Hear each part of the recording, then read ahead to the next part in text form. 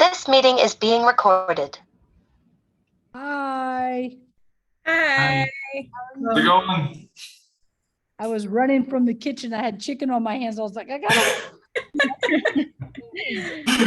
Okay. So give me just a few seconds. It is being recorded. I will post this after today's meeting. I've said this in all three of them. You can already see the presentations for the Kevin Hart and the George W. Bush presentations. And then this one will go up as soon as I can get it to upload tonight. The one thing I need to do is pull up the agenda really quickly, just so I have it. So that's where I write my comments. And once I have that up, we'll be ready to go. Okay. Any questions? No, I don't think so. We're gonna share screen. Okay, perfect. Let me set that up so you can do that. Yeah. There you go. And just wait, let Jordan go, and then you'll be able to do it from there. Okay, sounds good. All right. Do I wait until your screen's up, or can I start now? Or Wait 1 second. Let me Okay. get my part up, and then I want to just make sure I have the right outline in front of me for you guys. Okay, perfect. Okay, hold on 1 second.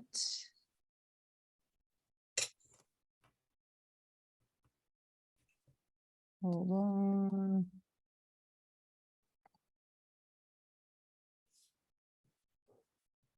Okay, so I do want to say this before we start, that if you're watching this video and you didn't see the other videos yet, you can watch those and make sure that you watch them by tonight at midnight, because that's when your student speech critiques are due. If you don't get them in until, like maybe 9 o'clock tomorrow, that'll be fine. I'll give you that leeway. Don't wait until late tomorrow night to do it, because people will need to read the feedback so they can write their paper. So you can take notes during this meeting. You'll have to go back and write your paper for your own group, talking about what you felt worked or didn't work in the presentation. And then you're going to give feedback to the other groups and then vote who you felt like presented the best out of the 4 groups. And that even includes the media group. So even though the media group is not running to win the campaign, there's no way they will be able to win because they weren't in the initial voting of Media Day and the Great Debate. But I do want them to see how they fared with the other groups, who they felt, did the best to who felt they needed improvement the most. Okay, so any questions about that before we get started? Okay, perfect. So Jordan, you got a question, Samantha? Yes. I was trying to watch the Kevin Hart presentation today, and when I opened the link, there was an error message. Yes, I just fixed that probably about 3 o'clock today. There was something wrong with the link. So it should be ready now. Okay, perfect. Thank you. Okay. Yeah. Okay. And before we start real quick, hey, Jennifer, for the last section, if Karima doesn't show up, are we still good? Okay, for sure. I just wanted, before we begin, to make sure. Okay, Jordan. Right, Jordan, you're up. well, welcome to the presentation. My name is Jordan Ramos, and I'm representing the media and media group. In 2009, then President Barack Obama said this: a democracy requires accountability, and accountability requires transparency. So therefore, the role of the media group and media in general is to bring light to the facts and opinions and even controversies surrounding candidates, so that the American people can make the best informed decision that they can, and so that they have all the information to carry our country forward in the best capacity possible. We are a mutual group. We don't pick sides. Our job is to just present to you facts and opinions from everyone. It's your job to persuade the American public and other groups as to why your candidate should be the next president of the United States. Over the last week, we all heard answers from all of you regarding women's equal pay, gender neutral bathrooms, COVID-19 lockdowns, homelessness, international relations, mental health epidemics, healthcare for all, student loan forgiveness, free college, hate crimes, and last but not least, immigration. So the rules today are pretty simple. Each group member must speak anywhere between 3 and 5 minutes. Each group member must promote a campaign for their candidate. Each member must state why their candidate is the best choice. Each group must critique their opponent. And please maintain a level of professionalism. Be courteous, be respectful, have fun, use your time wisely, and last but not least, make the public believe in your choice. Without further ado, here's the Democrat group with their choice for candidate, Alexandria Ocasio-Cortez.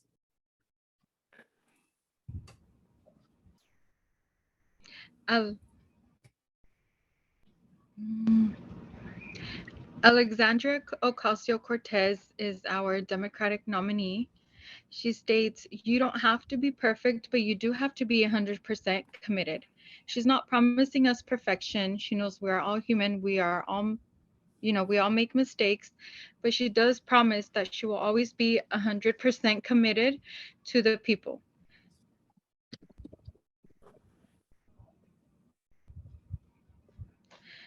Alexandria Ocasio-Cortez, also known as AOC by supporters and critics alike, she is very influential to society now. She does have around 13.2 million followers on Twitter.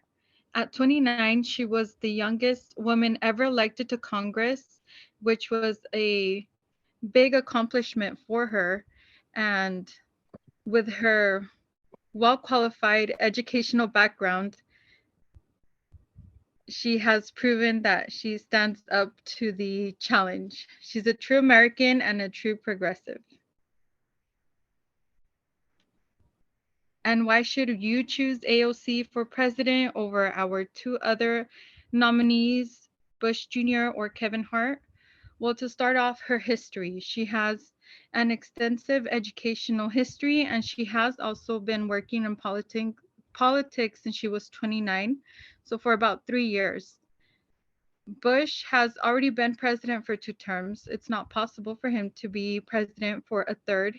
And Kevin Hart does not have any political background whatsoever. Her stances,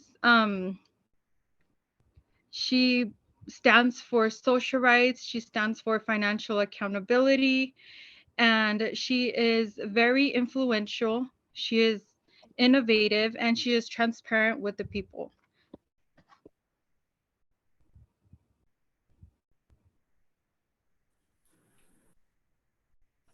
Oh, sorry. So vote for AOC. Out of the 3 candidates we have so far, she is the only one that is qualified and able to run and be elected for president.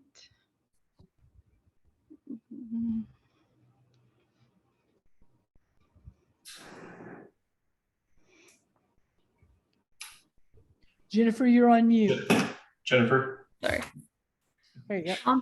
Founding father of the United States, Benjamin Franklin, once said, without continual growth and progress, such words as improvement, achievement, and success have no meaning. Before voting for the next president of the United States, we must be aware of the personal and political history of each candidate. By comparing the history of all 3 candidates, I will prove that AOC is the best qualified because of her ability and willingness to run, the support she's received from the American people, and her recent political engagement. Even if we grant that George W. Bush has the best interest of the American people in mind, he is legally unable to be elected for president because the first section of the Constitution of the United States of America, 22nd Amendment, states, no person shall be elected to the office of the president more than twice. As you may know, George W. Bush has already served 2 terms as president, one from 2001 to 2005, and the other 2005 to 2009. So he should not even be considered a candidate because electing him would be illegal. Next slide. And up until this election, Kevin Hart has shown little to no interest in politics.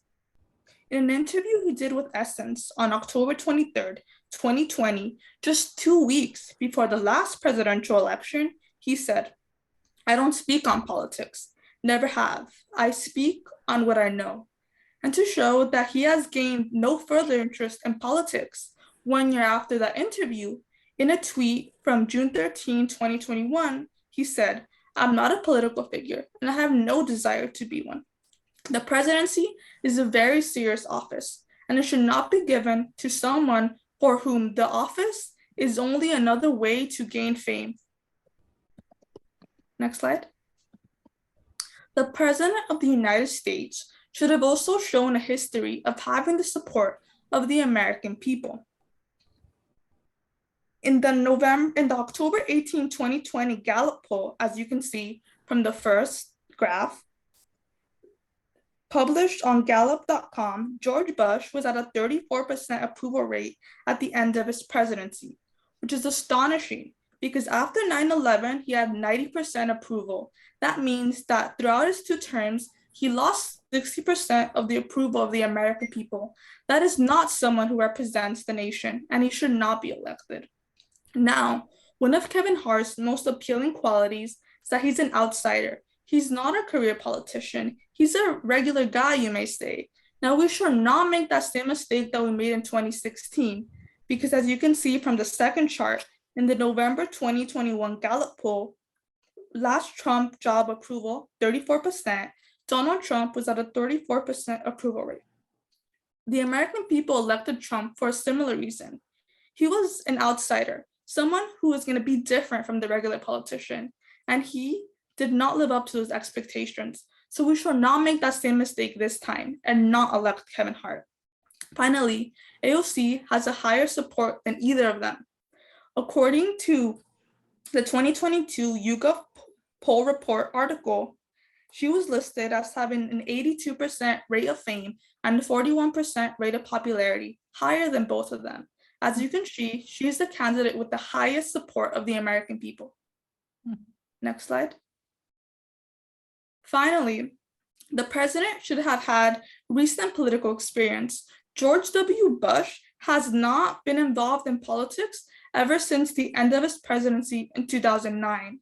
That is over 10 years of no political experience. He is not the person who should be representing us because he is out of touch. And finally, Kevin Hart has never held political office. And as I said, we should not make the same mistake of electing someone because they seem like they will be different and they're a good person, because that is not going to work. We need someone who has been involved in politics and knows what the people want. As I have shown, AOC has the best chance at being a good president because of her history, because she has shown an ability and willingness to run. She has the support of the American people, and she has been involved in politics. To bring it back to the Benjamin Franklin quote I started with, AOC has already demonstrated improvement, achievement, and success. But through her policies and stances, she will take the country into an era of continual growth and progress. So when we talk about Alexandria Ocasio-Cortez and her stances and policies, a lot of times the first word that comes to mind of people is socialism, now for better or for worse. So I think it's important that we dispel some myths about what democratic socialism means in America.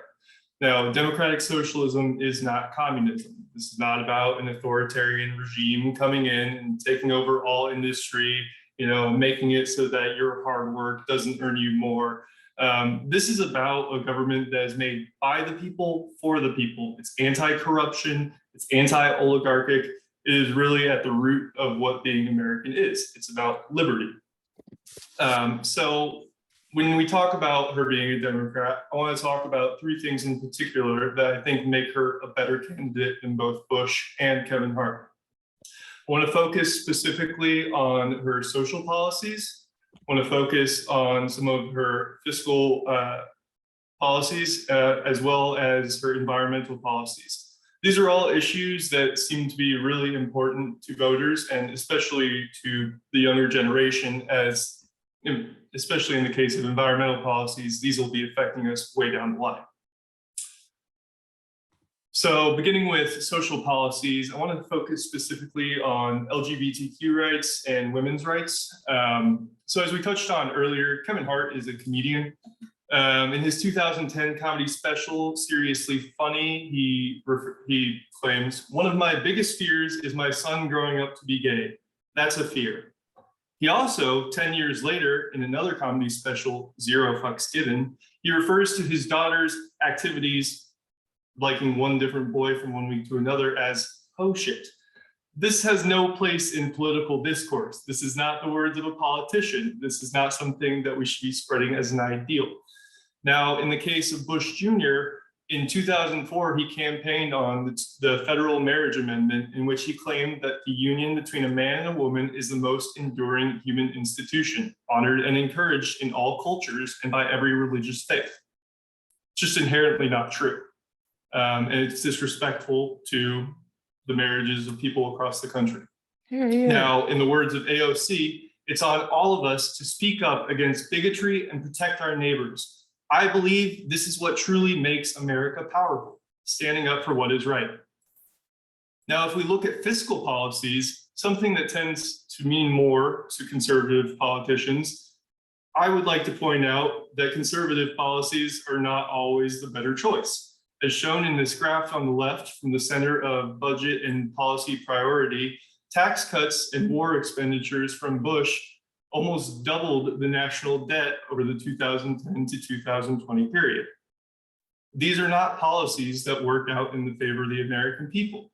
These are policies that are meant to benefit the richest of us. Now, when it comes to Kevin Hart, he doesn't really know too much about financial policy. Early in his career, he accrued over $500,000 in debt because he did not know he had to pay his taxes. Now, in the case of AOC, she has proposed a 70% marginal tax on those making over $10 million a year. This would create hundreds of billions of dollars worth of revenue and is reminiscent of some of the tax policies of FDR, specifically a 75% marginal tax rate that he proposed during the New Deal in 1935. Now, when we think of the New Deal, we think of fiscal priorities. But when it comes to AOC, we think about the Green New Deal. The Green New Deal is AOC's environmental policies and focuses on economic stimulus through changing sectors from oil and coal to alternative fuel sources. Kevin Hart tends to agree, but as we've stated before, he's better suited to spreading awareness through his comedy. In the case of Bush Jr., he left a legacy of misinformation on the topic. He campaigned in 2000 on the fact he would reduce carbon emissions. However, years later, he caved into oil lobbyists and pulled out of the Kyoto Accords. These were a precursor to the Paris Climate Accords of 2015. And as a result, Bush put us back almost 18 years on climate policy. Now, we can judge these candidates, Kevin Hart, Bush, AOC, on their history. We can judge them on their political stances, but I believe we should judge them on our traits and their characteristics. Samantha. Okay, and speaking of traits and characteristics, Harvard Business School outlines 6 key traits of an effective leader, which are influential, transparent, innovative, integrity, decisive, and objective optimism. Here, we will discuss how AOC embodies each of those 6 characteristics. As far as influence, innovation, integrity, and transparency, AOC has a very strong social media following and leverages her platforms to engage with her followers in meaningful ways, building relationships and sharing candid thoughts that really express a level of transparency not often seen in our political figures.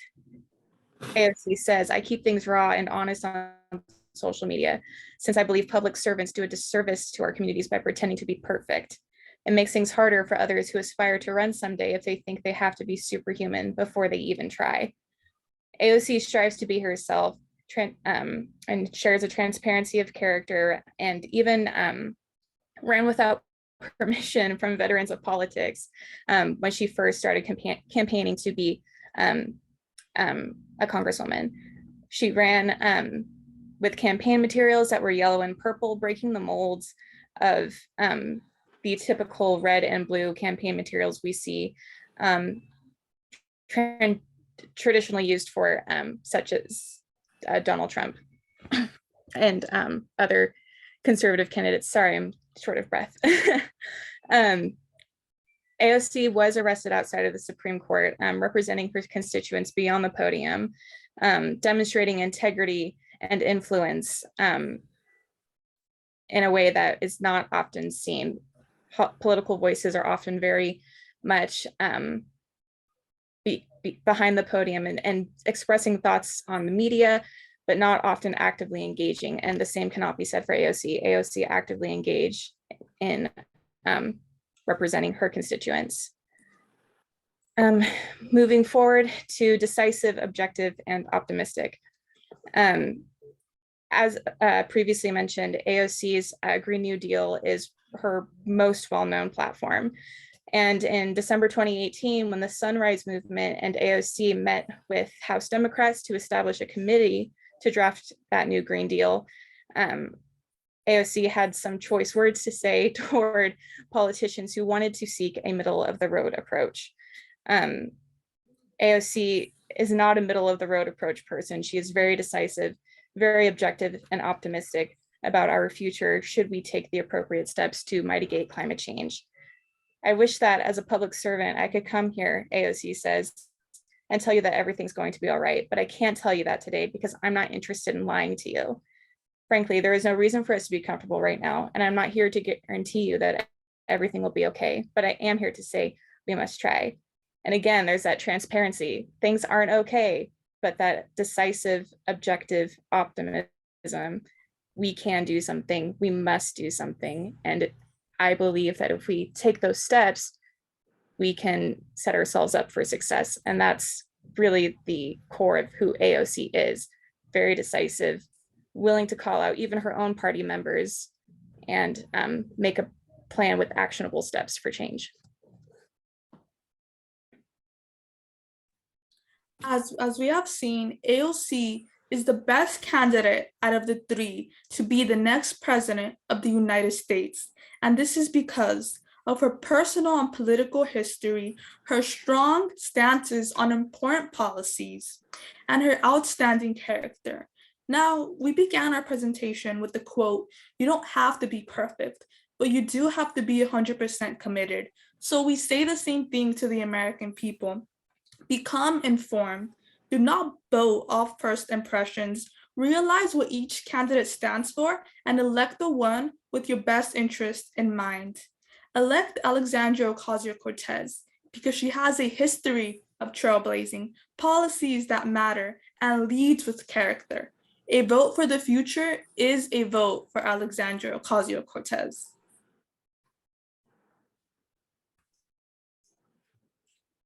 Thank you. Hello again, Jordan, representing the media and the media group. I wanted to congratulate everyone on a job well done. We heard a lot of really great points about your candidate, Alexandria Ocasio-Cortez. Some things that I think the public should hear that really stood out to me. Cecilia mentioned a record of 3 years in politics. Jennifer mentioned Trump is not having a lot of experience, which is similar to AOC in that regard, a newcomer. So I think that might bridge some constituents on the other side. Brian did a wonderful job of dispelling notions of what most people believe democratic socialism to be. And Samantha included a lot of innovative things that AOC did, including leveraging social media to inform the public. To quote John F. Kennedy, "The ignorance of one voter in democracy impairs the security of all."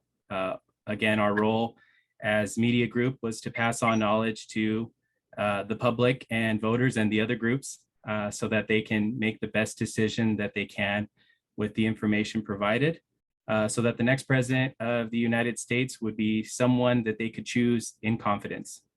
So thank you and have a good rest of your evening. Thank you. Yay. Okay, so fantastic job. I do have a question. You're missing a group member. What happened? We're not sure. We've been in contact with Karima. We probably had the least amount of contact. She messaged us like an hour ago. Okay. And was like, "Is this all I have to do? I gotta do the conclusion speech." And we're like, "Yeah, just Yeah, okay. All right. So that's why I wanted to know, because it seemed like she was turning stuff in and stuff. So, okay, I just needed to know like what, if there was sickness or what was going on. Okay, perfect. So Yeah. what I recommend is definitely making sure that you put that in your paper, because that was off in what your outline said. It's not your fault, but it is her fault that she wasn't here unless she has a, verifiable excuse. So just make sure that you write how that wasn't how you guys planned it, but you still covered it, and that made your group stronger because you were still able to do the conclusion and you had a plan, even if you were missing a group member. And then the people that joined us today as the visitors to the presentation, thank y'all for showing up. Now it should be really easy for you to go in and give your feedback, and then you'll be done with that assignment, and you can turn that in today if you want. There's Kareem right now. Okay, so you guys are free to go, and thank y'all for coming.